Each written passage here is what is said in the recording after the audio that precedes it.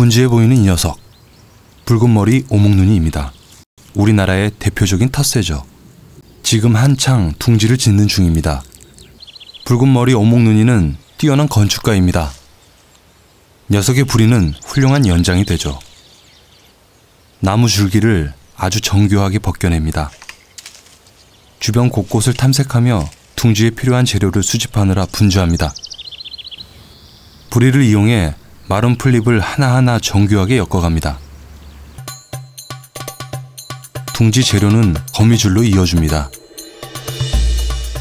거미줄은 가볍고 탄력이 좋죠.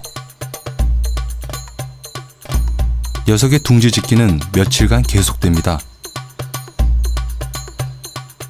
둥지는 태어날 새끼들의 안전한 요람이 되죠.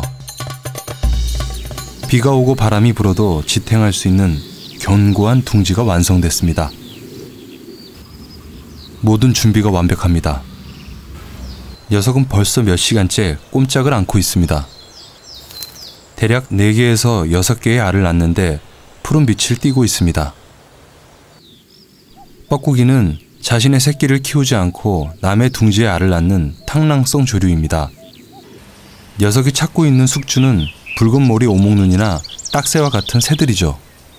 뻐꾸기는 2개에서 4개의 알이 있는 둥지를 가장 선호합니다. 둥지에 하나면 들키기 십상이고 4개 이상이면 포란중이라는 것을 알고 있죠. 뻐꾸기가 재빨리 알을 하나 없애고 이미 제 알을 낳아놨습니다. 뻐꾸기의 알과 붉은 머리 오목눈이의 알은 확연히 차이가 납니다. 둥지 앞에서 안절부절 못합니다. 이미 붉은 머리 오목눈이는 다른 알이 있다는 걸 알고 있는 듯합니다. 어미가 둥지 속 알들을 자세히 살펴봅니다.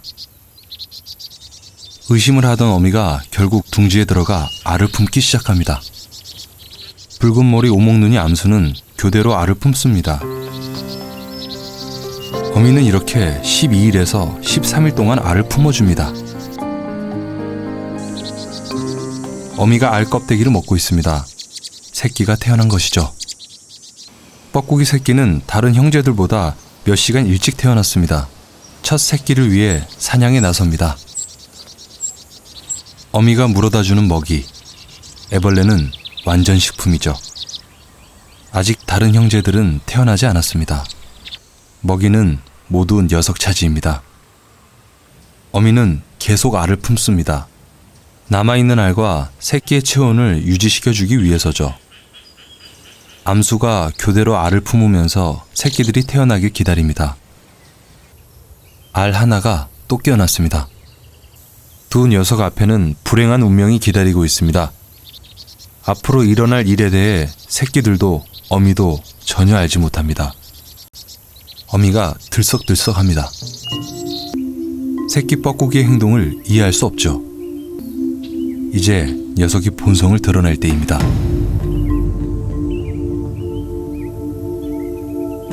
알과 새끼들을 밀어내는 것이죠. 어미가 황급히 막아봅니다. 녀석의 시도는 실패하고 맙니다. 그 사이 한 녀석이 또 태어났습니다. 일은 점점 복잡하게 흘러갑니다. 어미가 먹여야 될 식구가 3마리로 늘었죠. 형제가 둘이나 태어났지만 어미가 주는 먹이는 혼자 독식합니다. 새끼 뻐꾸기의 생존 전략. 둥지 안의 모든 알과 형제들을 바깥으로 밀어내는 것. 다리와 날개 쭉지에 잔뜩 힘을 주고 알을 밀어 올리기 시작합니다.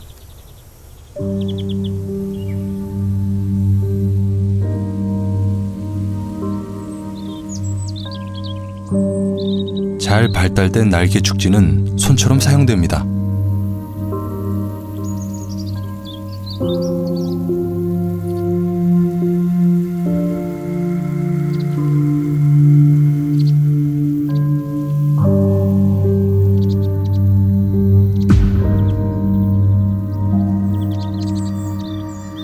드디어 알 하나를 해결했습니다.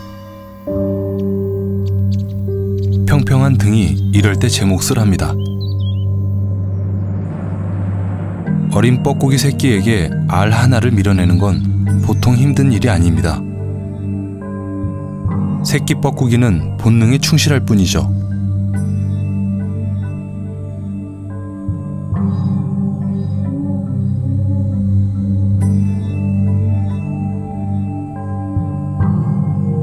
이번에도 마찬가지 다리에 힘을 주고 구석으로 밀어붙이기 시작합니다.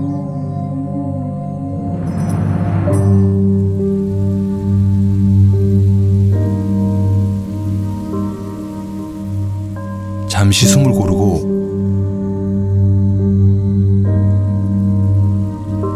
다시 구석으로 몹니다.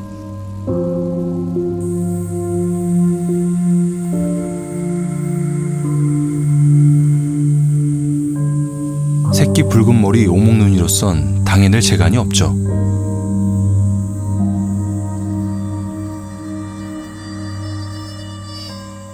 새끼 뻐꾸기의 마지막 일격이 가해집니다.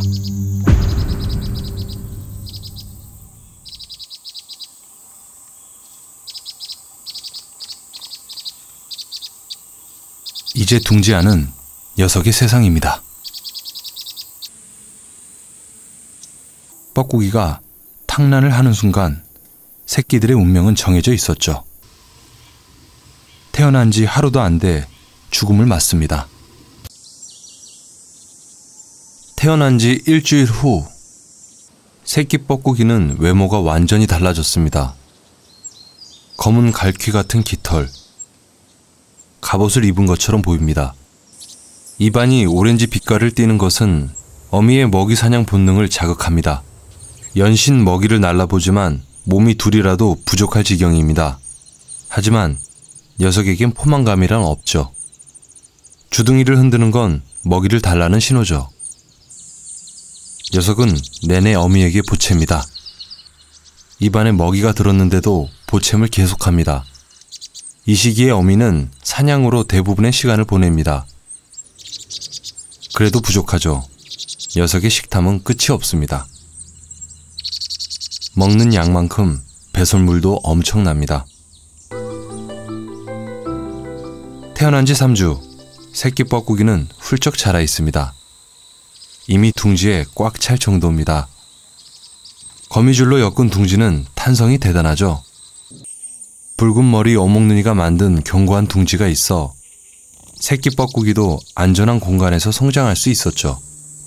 모든 붉은 머리 오목눈이 어미가 이런 불행을 겪는 건 아니죠. 20-30개의 둥지 중 하나 정도에서만 탕란이 이루어집니다. 어미로선 피할 수 없는 운명이었죠. 알에서 깨어난 순간 제 새끼로 받아들이는 겁니다. 그 정성으로 키워 이제는 둥지가 모자라 밖으로 나올 때가 머지 않았습니다. 숲속으로 옮기고도 약 보름가량. 스스로 사냥할 능력이 될 때까지 어미에게 의지해 살아갈 것입니다. 그 시간이 끝나면 내년 봄 다시 이곳을 찾겠죠. 그리고 제 어미가 그랬듯 남의 둥지에 알을 낳겠죠. 자연의 시간은 그렇게 되풀이됩니다. 개미를 문 녀석은 우리나라에서 흔하게 볼 수 있는 딱새입니다. 많은 사람들이 오가는 곳에 둥지를 튼 모양입니다. 어미와 새끼라고 보기엔 어울리지 않는 모습이죠. 딱새의 행동이 붉은 머리 오목눈이와 닮아 있습니다. 새끼 뻐꾸기와는 다른 종으로 보입니다. 이곳에도 알을 밀어낸 흔적이 발견됩니다. 바로 녀석이 한 것이죠. 정체가 궁금해집니다. 노란 주둥이에 날개 끝마저 노랗습니다. 이런 특징을 가진 녀석이 있죠. 바로 매사촌의 어릴 때의 모습입니다. 다 자라면 이런 모습으로 변하죠. 맹금류인 매와 외모가 흡사하다 해서 붙여진 이름입니다. 봄과 가을에 지나가는 나그네 새로 알려져 있지만 국내에서 소수가 번식을 하고 있습니다. 매사촌도 남의 둥지에 알을 낳는 탕란성 조류입니다. 주로 큰 유리새와 새 유리새에게 알을 맡기는 것으로 알려져 있죠. 딱새에게 맡기는 건 흔치 않습니다. 새끼 매사촌에게도 특별한 생존 전략이 있습니다. 노란 입을 벌려 어미를 자극한 건 새끼 뻐꾸기와 닮아 있습니다. 특징이 다른 하나. 이 날개에 비밀이 숨겨져 있습니다. 새끼가 날개 하나를 퍼덕이면 어미는 주둥이가 2개인 것으로 착각을 하게 됩니다. 그래서 새끼는 2배, 3배의 먹이를 먹을 수 있는 것이죠. 배설물을 보면 어미의 수고로움이 느껴집니다. 보통 새들은 암수가 함께 새끼를 키웁니다. 그런데 딱새 수컷이 보이질 않습니다. 암컷 홀로 새끼 매사촌을 돌보고 있습니다. 이 녀석도 새끼 뻐꾸기처럼 먹성이 대단합니다.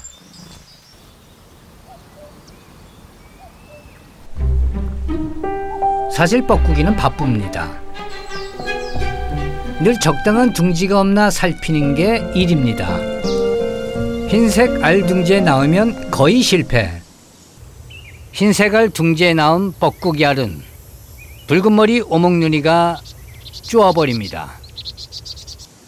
붉은 머리 오목눈이 둥지에서 뻐꾸기 생존율은 30~40%도 안 됩니다. 이 새는 왜 남의 둥지에 알을 낳을까요? 뻐꾸기는 5월 초 중순에 와서 7, 8월에 우리나라를 뜹니다. 겨우 3개월 머물면서 할 거 다 해야 합니다. 그 뒤엔 아프리카로 다시 돌아가야 하니까요. 둥지 찾을 시간도 지을 시간도 부족합니다.